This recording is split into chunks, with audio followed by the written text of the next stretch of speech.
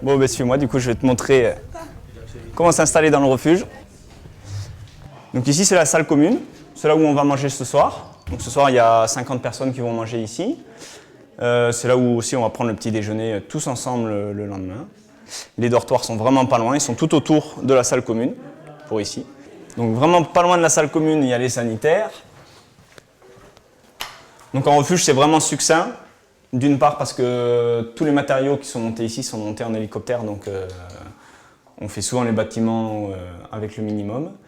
Et parce que aussi l'eau, l'électricité, toute l'énergie pour faire fonctionner tout ça, elle est aussi très restreinte ici, voilà. Donc moi le refuge, je m'en occupe un peu toute l'année. Et en fait on est vraiment au refuge, nous quand la neige s'en va. Et on repart du refuge quand la neige revient. En fait, c'est vraiment cette période-là. Je commence à monter au refuge au mois de mai. Au mois de mai, c'est vraiment une ambiance complètement hivernale. Il y a encore de la neige qui recouvre les 3/4 du lac, voire la totalité.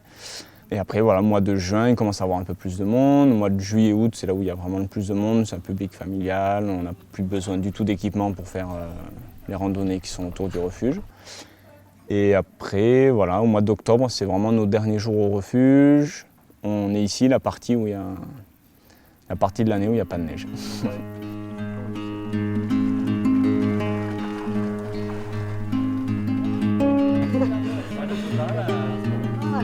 25 minutes 27. de la route ici.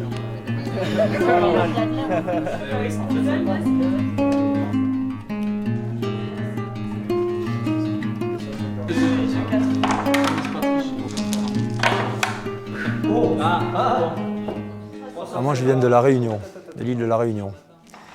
Et tous les ans avec un copain on fait un tronçon du GR10, traverser les Pyrénées. On est parti d'Andaille il y a 4 ans. Et là on fait la traversée de l'Ariège.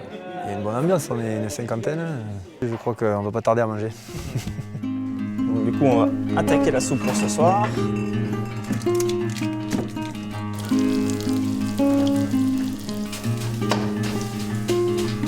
Oh bah t'es mignon toi. Je le prends? Ah oui, c'est lourd. Allez, je le mets sur la blanquette. Hop. On jongle sur à peu près 4 ou 5 soupes, 4 ou 5 plats principaux. Souvent c'est une viande en sauce avec du riz ou des pâtes avec un féculent. On a 2 fromages différents et puis pareil, 4 ou 5 recettes de gâteaux différents. C'est surtout pour nous, pour pas se lasser de faire toujours la même chose, on a besoin de faire des recettes différentes. Le vieux moulin à café de la grand-mère. Ça, c'est le secret. Chut.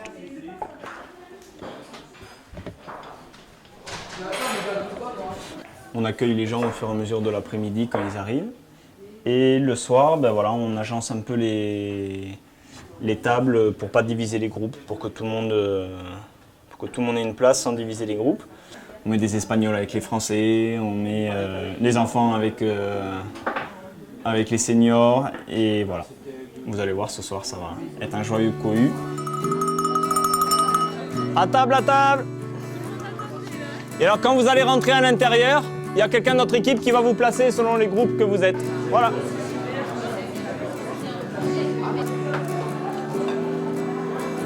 Je vais à la deuxième table au fond à droite. Allez, bon appétit. Merci.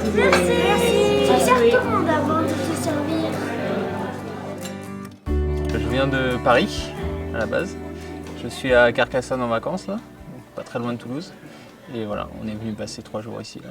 On fait 3 jours de marche, donc 2 nuits deux nuits ici, on campe en fait, on n'est pas dans le refuge.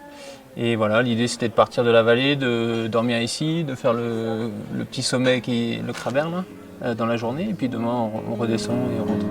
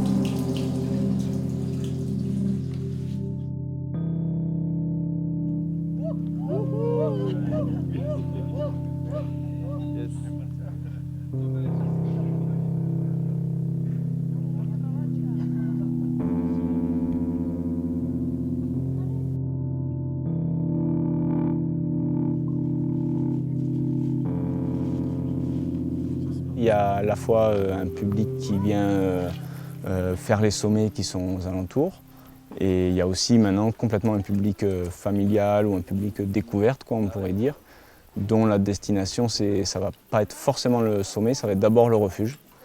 Des parents qui veulent amener leurs enfants en refuge, leur faire connaître une ambiance voilà, conviviale, à manger tous ensemble, autour d'une même table et tout ça.